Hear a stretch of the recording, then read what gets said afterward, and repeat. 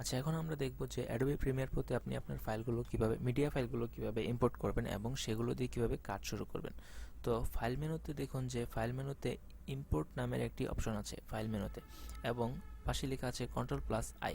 আপনি যদি Ctrl+I shortcut key use করেন তাহলেও আপনি আপনার ফাইল ইম্পোর্ট করতে পারবেন, এবং এখানেও যদি ইম্পোর্টে ক্লিক করুন তবুও আপনি আপনার ফাইল আপনার কম্পিউটার থেকে যে কোনো একটি ফাইল আপনি সিলেক্ট করে দিলে অডিও, ভিডিও অথবা ইমেজ যে কোনো যেটা ইচ্ছা আপনি ইম্পোর্ট করতে পারবেন। এবং এই প্রজেক্টের মধ্যে ইম্পোর্ট মিডিয়া থেকেও, যে ইম্পোর্ট মিডিয়া, এখানে রাইট বাটন ক্লিক করলেও আপনি ইম্পোর্ট পাবেন এবং এখানে ডবল ক্লিক করলেও আপনি ফাইল ইম্পোর্ট করতে পারবেন। তো আমরা সাধারণত বা নর্মালি সবাই যেভাবে করে শর্টকাট মানে সবচেয়ে সহজ, এখানে ডাবল ক্লিক করে থাকি। তো আমি এখানে ডাবল ক্লিক করছি এবং দেখুন যে আমার একটি ফোল্ডার ওপেন হয়েছে। আপনি আপনার ফোল্ডার থেকে মাই কম্পিউটার আপনি যাবেন, আপনার এখানে আপনার যেখানে যেটা রাখা আছে সেটাতে গিয়ে ধরেন আমার যেটা ইচ্ছা, ধরুন যে রেপটো কমার্শিয়াল ফাইনাল, এটি আমি সিলেক্ট করলাম। আচ্ছা, রেপটো কমার্শিয়াল ফাইনাল, এখানে দেখুন যে একটি ভিডিও চলে এসছে। এটি হচ্ছে আসলে যেটা আমরা আইকন ভিউ দেখতে পাচ্ছি, যে নিচে দেখুন আইকন ভিউ এবং এখানে আছে লিস্ট ভিউ। লিস্ট ভিউতে যদি ক্লিক করি তাহলে দেখুন লিস্ট ভিউ দেখাচ্ছে। এটিকে ধরে যদি এভাবে আমরা টান দিই, দেখুন রেপটো কমার্শিয়াল ফাইনাল, এটি হচ্ছে নাম। এখানে আরও বড় করে দেখতে পাবো। আচ্ছা, MP4 ফাইল, এটি হচ্ছে যে ফ্রেম রেট 23976, মানে প্রতি সেকেন্ডে আমরা 23টি ফ্রেম দেখতে পাই। অনেক ভিডিওতে অনেক রকম থাকে, যেমন কিছু ভিডিওতে আপনার 60 ফ্রেম রেটও থাকে, মানে দেখেন যে লেখা আছে FPS মানে ফ্রেম পার সেকেন্ড। আচ্ছা, এই ভিডিওর সকল ইনফরমেশন আপনি এভাবেও দেখতে পারেন। রাইট বাটন ক্লিক করে প্রপার্টিসে যাবেন, দেখুন যে এই ভিডিওর সাইজ, তারপর হচ্ছে এটির ফ্রেম সাইজ মানে image size 1920x1080, frame rate, তারপর অডিও ফরম্যাট কিভাবে, সব কিছু এখানে দেওয়া আছে, লোকেশন সব কিছু দেওয়া আছে। তো এটা কেটে দিলাম। এখন হচ্ছে যে আমরা সিকোয়েন্স শুরু করব, বা এর আগে আমি দেখাই যে এই ভিডিওটি যদি আমরা এখানে যদি একটি ক্লিক করি, এই ভিডিওটির নাম আমি চেঞ্জ করতে পারবো। তারপর হচ্ছে এটি আপনি আপনার মতো করে জুম করে দেখতে পারবেন। আইকন ভিউয়ে গেলে দেখেন যে এটিকে আরও জুম করা যাচ্ছে। তো ধরুন এখানে আপনি একটি ভিডিও নিয়ে এসেছি আমি, আপনার কাজের ক্ষেত্রে হয়তো বা অনেকগুলো ভিডিও, অনেকগুলো ফোল্ডার, অনেক কিছু এখানে থাকবে। তো তখন আপনি আপনার ইচ্ছা মতো সবগুলো বা প্রয়োজন মতো আপনি আপনার মতো করে ফোল্ডারে রাখতে পারবেন। এখানে সেই ফোল্ডারটি ক্রিয়েট করতে হলে আপনাকে নিচে এখানে দেখুন যে নিউ বিন নামের একটি অপশন আছে। নিউ বিনে ক্লিক করলে একটি ফোল্ডার ক্রিয়েট হবে। এখানে আপনি এই ফোল্ডারটার যে কোনো একটি নাম দিতে পারবেন, যে ধরুন BIDEO ভিডিও দিলাম, বা এটা রাইট বাটন ক্লিক করে কাট, এটাতে ক্লিক করে এখানে যদি পেস্ট করে দেই, দেখুন এখানে চলে এসছে। আমরা এখন এখানে কোনো ভিডিও পাবো না, এটা একটি ফোল্ডার। এই ফোল্ডারটাতে ডাবল ক্লিক করলে আরেকটি উইন্ডো ওপেন হবে, এখান থেকে ভিডিও আমরা নিতে পারবো। আচ্ছা, যাই হোক, ধরেন এই ভিডিও আবার এখানে নিয়ে আসা যাবে কিভাবে, সেটি আবার কাট করবেন এবং এখানে এসে পেস্ট করে দিবেন এবং ফোল্ডারটি চাইলে ডিলিট করে দিতে পারেন। ওকে, তো আমরা কিভাবে ফাইল ইম্পোর্ট করতে হয় এটি জানলাম। এই ভিডিওটি আমরা যদি ডাবল ক্লিক করি, দেখুন যে এখানে ওপেন হয়েছে। এই ভিডিওটি আমরা এখান থেকে প্লে করতে পারবো। বিজয়ের 45তম আমরা দেখব যে কিভাবে এডিটিং এর কাজ শুরু করতে হয়। তার আগে হচ্ছে যে একটা জিনিস আপনাদের দেখানো উচিত, যে এখানে কিছু অপশন আছে, যে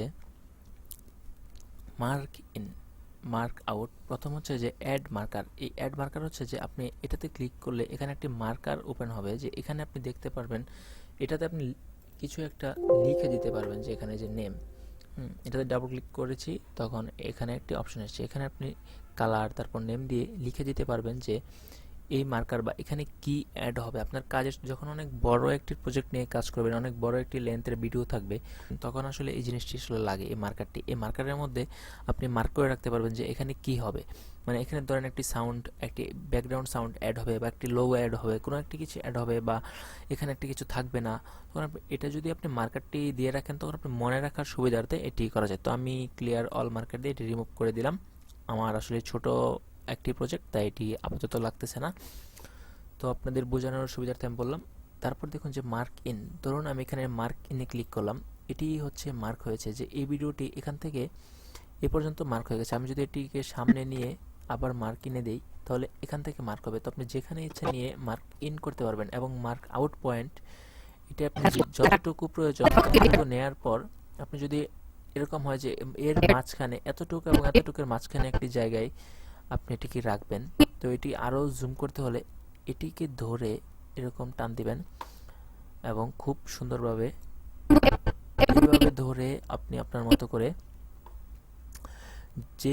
যে পয়েন্টটুকু ইচ্ছা আপনি রেখে প্রয়োজন মতো তারপর মার্ক আউটে ক্লিক করবেন। তাহলে দেখুন যে এখানে মার্ক ইন এবং মার্ক আউট একটি অপশন চলে এসেছে। এখন হচ্ছে যে আমার যে সিকোয়েন্স, এখানে আমি সিকোয়েন্স ক্রিয়েট করব এই ভিডিওটি এডিট করার জন্য। এখানে কিন্তু আমি জাস্ট দেখতে পাচ্ছি, কিন্তু এডিট কোনো অপশন নেই। আমি এটাকে এডিট করতে হলে আমার এখান থেকে সিকোয়েন্সে গিয়ে তারপর হচ্ছে ফাইলে গিয়ে নিউ সিকোয়েন্সে ক্লিক করতে হবে। এটিতে যদি আমি ক্লিক করি, দেখুন এখানে এইচডিবিতে কিছু অপশন আছে। আমি প্রথমে বলেছিলাম যে এইচডিবি এবং ডিবির যে পার্থক্য, এটি অ্যাডোবি প্রিমিয়ার প্রোর ভিতরে গেলেই আপনাকে দেখানো যাবে। দেখুন যে ডিবিতে কিছু ওদের ফরম্যাট দেয়া আছে, এগুলো হচ্ছে ডিবি, তারপর হচ্ছে এইচডিবি মানে হাই ডেফিনেশন ভিডিওর কিছু ফরম্যাট দেয়া আছে। তো এগুলো আসলে আমি যেভাবে কাজ শুরু করি এগুলো এভাবে সিলেক্ট করি না। আমি যেভাবে কাজ শুরু করি এগুলো হয়তো আপনি যদি কোনো ক্লায়েন্টের কাজ করেন, সে যদি আপনাকে বলে যে আমার এই সেম ধরনের একটি ফরম্যাট চাই, তখন আপনি দেখবেন যে আপনার ওই মানে যে আপনাকে কাজটি দিয়েছে এখানে আছে কিনা, বা আপনি হয়তো আপনার নিজের মন মতো করে এখান থেকে না নিয়ে সেটিংয়ে গিয়ে ম্যানুয়াল আপনার নিজের মতো করে একটি বানিয়ে নিতে পারবেন। কীরকম? সেটিংয়ে যাবেন, সেটিং সিলেক্ট হচ্ছে না কেন, আচ্ছা ফাইল, নিউ সিকোয়েন্স, সেটিংয়ে যাব। তারপর হচ্ছে দেখুন যে সেটিংয়ে যাওয়ার পর এইচডিবিতে বা এই যে 1080p-তে 720p, এরপর হচ্ছে রেড সিনেমা। এখানে দেখুন যে এখানে যদি আপনি নিচে ক্লিক করেন অনেক ধরনের প্রিসেট আপনি পাবেন। তো এগুলো দিয়ে আপনি আপনার ফ্রেম সাইজটা সিলেক্ট করবেন। তারপর হচ্ছে যে আপনার ফ্রেম রেট কত, কোন ফ্রেম রেটে আপনার ভিডিওটি আপনি এখানে কাজ করবেন এটি সিলেক্ট করবেন। তারপর হচ্ছে স্কোয়ার পিক্সেল, তারপর হচ্ছে আপনার এখানে অডিও স্যাম্পল, এভাবে দিয়ে আপনি দেখুন যে সিকোয়েন্স 2 লেখা, এটা আপনি ধরেন সিকোয়েন্স 2 একটা দিলেন, একটা নাম ABCD একটি নাম দিলাম আমি। তারপর হচ্ছে যে এটিকে এখানে দেখুন যে ম্যাক্সিমাম বিট ডেপথ নামের একটি অপশন আছে এবং ম্যাক্সিমাম রেন্ডার কোয়ালিটি, এই দুইটা ঘরে যদি আপনি টিক দিয়ে রাখেন, এগুলো পরে দেখবেন যে কি বলেছে, আমি পড়ি না ম্যাক্সিমাম। আচ্ছা, এই দুইটা যদি টিক দিয়ে রাখেন তাহলে কি হবে, আপনার ভিডিওর সাইজ রেন্ডার দেওয়ার পর বেশি হবে না, কিন্তু আপনার ভিডিওর কোয়ালিটি অবশ্যই ভালো হবে, কিন্তু রেন্ডার টাইম একটু বেশি লাগবে। এগুলো টিক দেওয়া ছাড়া যতটা না লাগার কথা তার চেয়ে একটু বেশি লাগবে। তো আমি যেটা করি এগুলো দিয়ে রাখি এবং ওকে করব। ওকে করার পর দেখুন যে ABCD নামের একটি সিকোয়েন্স তৈরি হয়ে গেছে। এর মানে হচ্ছে এই সিকোয়েন্সের মধ্যেই আসলে আমাদের এডিটিংয়ের কাজটি শুরু হবে। মানে এটি হচ্ছে একটি সিকোয়েন্স, এই সিকোয়েন্সের মধ্যে অনেকগুলো ভিডিও, অডিও, তারপর হচ্ছে আপনার ছবি এনে মানে পিকচার, ফটোস যেটাকে বলে, এগুলো নিয়ে এসে আমি কাজ করতে পারবো। এটা একটি ব্ল্যাঙ্ক, ঠিক আছে? ধরেন যে এটার মানে হচ্ছে কি, যে ধরেন আপনি একটি ডিভিডি, এটি একটি ডিভিডি, ধরেন একটি ব্ল্যাঙ্ক ডিভিডি, খালি ডিভিডি। এই ডিভিডির মধ্যে আপনি যতগুলো আপনার ভিডিও, গান ইচ্ছা আপনি দিয়ে বার্ন করবেন, তখন ওই ডিভিডি যদি প্লে করে আপনি সবগুলো গানই তো প্লে করতে পারবেন। এরকম অনেকটা আপনি এই ব্ল্যাঙ্ক সিকোয়েন্সটার মধ্যে যদি আপনি এখানে একটি ভিডিও নিয়ে এসছেন, আপনি যদি এখন যদি আরও একটি, ধরেন আমি এখানে ডাবল ক্লিক করছি আবার, বা এখান থেকে ফাইলে গিয়ে ইম্পোর্টে দিচ্ছি, দেখুন এখানে আরও একটি ভিডিও আছে, আমি নিয়ে আসলাম ভিডিওটি। তারপর হচ্ছে আমি এখান থেকে আবার ইম্পোর্ট দিচ্ছি, তারপর হচ্ছে আপনার একটি লোগো নিয়ে আসলাম। আচ্ছা যাই হোক, অনেক কিছুই নিয়ে আসা হলো। এটি যদি আমি একটু জুম আইকন ভিউয়ে দেখি, এই যে লিস্ট ভিউয়ে দেখি, তাহলে এভাবে দেখা যাবে। তো এই জিনিসগুলি এখন আমি যদি একটা একটা করে ড্র্যাগ করে এভাবে টেনে নিয়ে এসে এখানে ছেড়ে দিই, তখন এই দেখুন এখনই হচ্ছে কথা, যে এইটা যখন আমি এখানে নিয়ে আসলাম তখন এখানে দেখাচ্ছে কি, যে the clip doesn't match this sequence setting, মানে আমি যেই সিকোয়েন্সটি তৈরি করেছি এই সিকোয়েন্সের সাথে এটি মিলেনি কেন।